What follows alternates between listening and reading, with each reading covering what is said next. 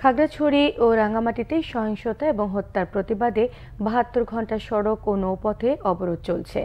এদিকে চলমান পরিস্থিতিতে আজ খাগড়াছড়ি এবং রাঙ্গামাটি যাচ্ছেন স্বরাষ্ট্র উপদেষ্টা জাহাঙ্গীর আলম চৌধুরী।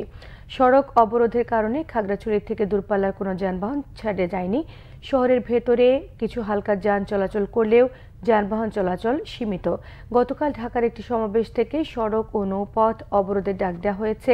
কর্মসূচির প্রতি সমর্থন জানিয়ে অবরোধ পালনের ঘোষণা দিয়েছে আঞ্চলিক সংগঠন United People's Democratic Front UPDF. এদিকে যানবাহনে হামলা এবং ভাঙচুরের প্রতিবাদে রাঙামাটিতে সকল প্রকার যানবাহন অনির্দিষ্টকালের জন্য বন্ধ ঘোষণা করেছে মালিক শ্রমিক ঐক্য পরিষদ।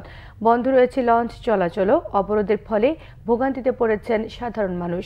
বৃহস্পতিবার বিকেলে খাগড়াছড়ির দীঘিনালায় শিক্ষার্থীদের মিছিলে হামলার জেরে দুপক্ষের সংঘর্ষ হয়।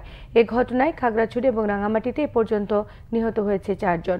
পরে সংঘাত এড়াতে দুই পার্বত্য জেলার পৌর এলাকায় ১৪৪ ধারা জারি করেছে প্রশাসন।